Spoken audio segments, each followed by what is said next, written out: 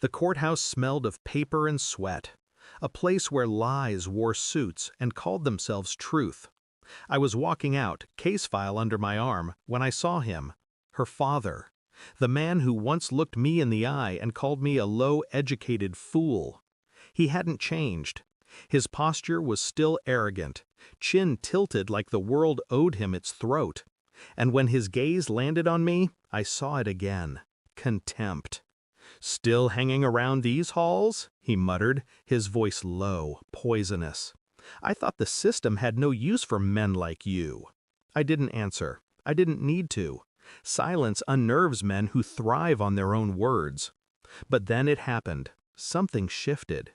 He looked past me, his face drained, arrogance dissolving into something I had never seen before: fear.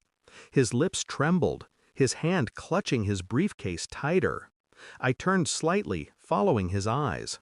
Someone had appeared at the far end of the hall, and just like that, the lawyer, the untouchable man, was trembling. The world tilted.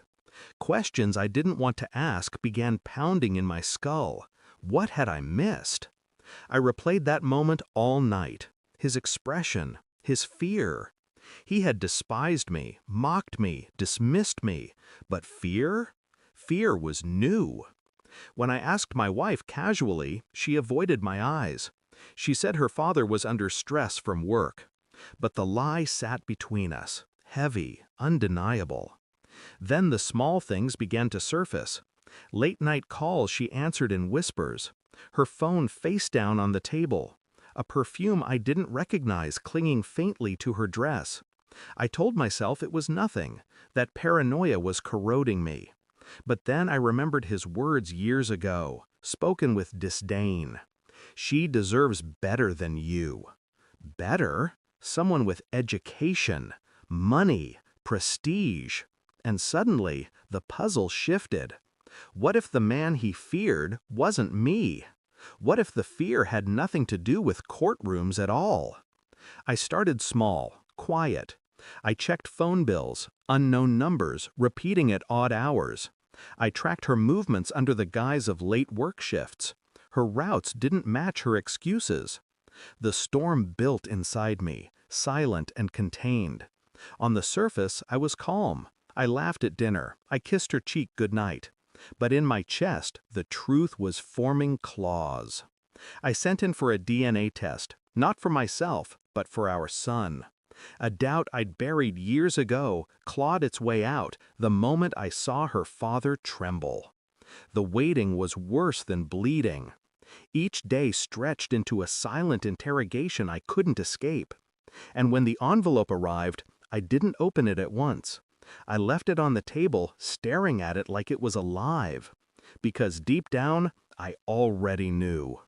The paper cut into me sharper than any knife. Not mine. The boy I had raised, loved, sacrificed for. He was not mine.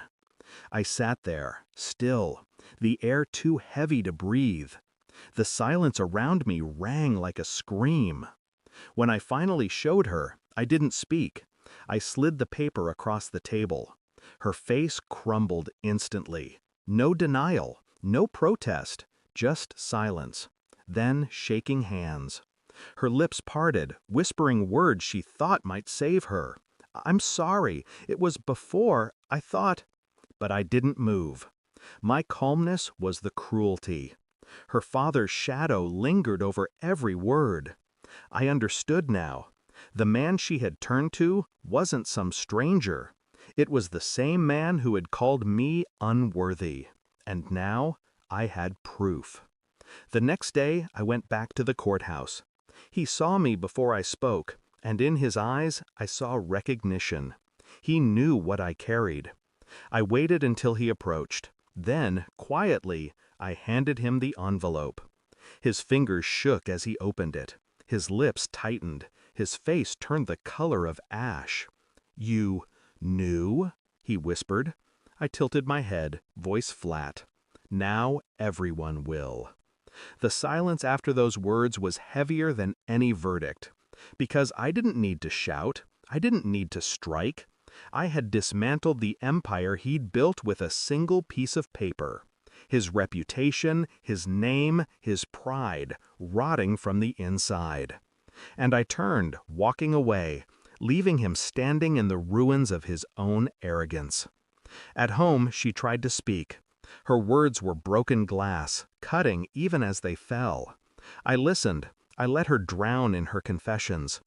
But there was nothing left to salvage. The truth had already devoured us. That night, I packed a single bag. I kissed my son's forehead. Her son. His son. Not mine. And when I closed the door behind me, I felt nothing. No rage, no grief, just clarity. The man who once called me a fool had destroyed himself.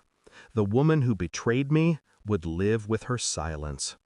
I had no chains left, and for the first time, I was free. Thanks for watching. Don't forget to like, share, and comment. Subscribe now to Cheating Stories Insight World for more amazing stories.